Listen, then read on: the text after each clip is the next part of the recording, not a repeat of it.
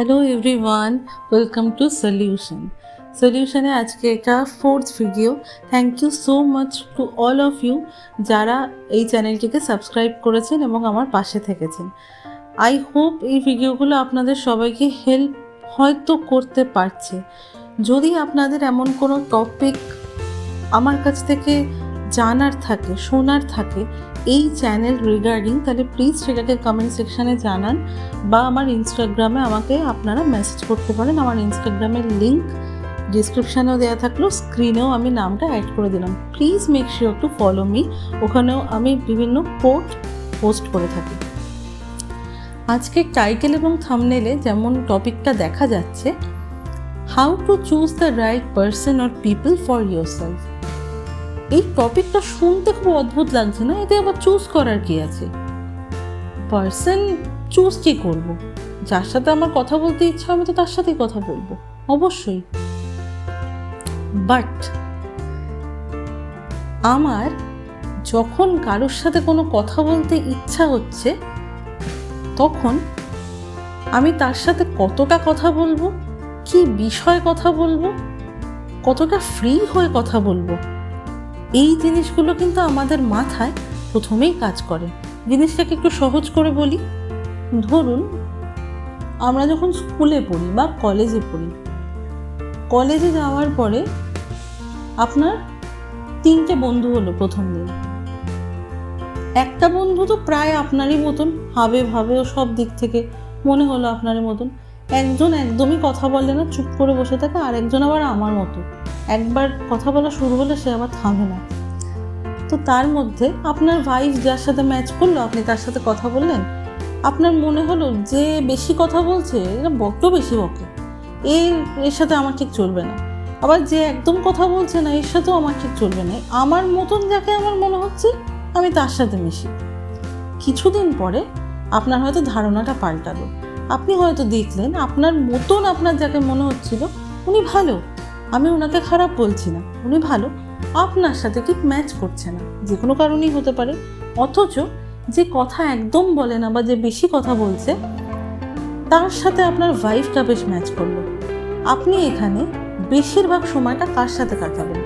নিশ্চয়ই যার সাথে ভাইফটা ম্যাচ করছে তার সাথে। স্কুলবেলা কলেজবেলার বন্ধুদের সাথে বাড়ি করাটা না খুব সহজ হয়। আমরা বড় হয়ে বাড়িটা ভুলে যাই, তখন এই জিনিসটা সহজও থাকে না, খুব জটিল একটা সম্পর্ক স্থাপন হয়ে যায়। যে কোনো সম্পর্কের ক্ষেত্রে আমি বলছি, এই বাড়ির বিষয়টা না খুব ভালো ছিল, জানেন তো? আমার ছোটোবেলায় মনে হয় কারোর সাথে কিছু ম্যাচ করছে না, আড়ি করে দিয়ে চলে গেলাম, কিছুদিন পরে ম্যাচ করলো, আবার আবার জন্মের আড়ি জন্মের ভাব, এসবও ছিল আমাদের ছোটোবেলায় স্কুলে, আমার মনে আছে। এখন তো সেটা সম্ভব না।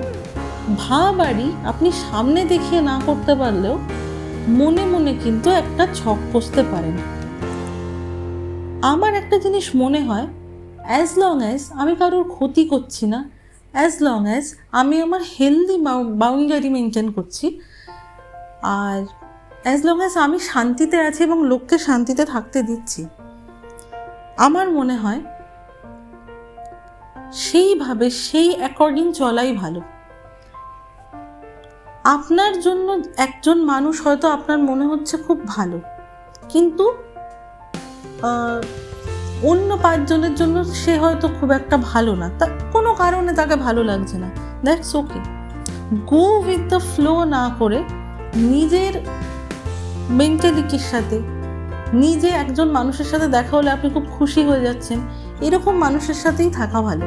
এটাই আপনার মানুষ, সেটা যে কোনো সম্পর্কে হতে পারে। ছোটবেলায় আমরা প্রথম দিন স্কুলে গিয়ে মনে আছে, একসাথে অনেক বন্ধু বানিয়ে আসতাম। কটা বন্ধু হয়েছে? বাড়ি এসে জিজ্ঞাসা করছে 10টা। আর ঠিক তার 4-5 দিন পরে কটা বন্ধু হয়েছে? 4টে। বাদ বাকি 6টা কোথায় গেল?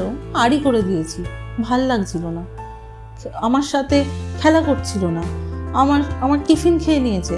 ও না, আমি যার সাথে জন্মের আড়ি করেছি তার সাথে গিয়ে ভাব জমিয়েছে, আবার ও বলেছে আমার বক্সে 3টে পেন্সিল আছে কিন্তু আমি কাউকে শেয়ার করি না। ছোট ছোট প্রবলেম না, তখন কিন্তু বড় মনে হতো, এখনও তাই।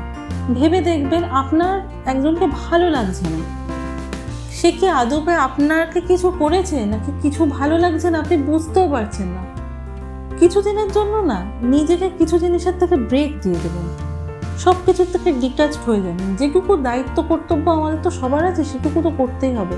মেন্টালি একটু ডিটাচড হয়ে যেতে হয়, নিজেকে চিনতে হয়, তাহলে না এইগুলো খুব সহজ হয়ে যাবে। আমাদের এই ছোটোবেলার আড়িভাবগুলো দেখুন বড় হয়ে সেই বন্ধুদের সাথে কিন্তু সেরকম আর থাকে না।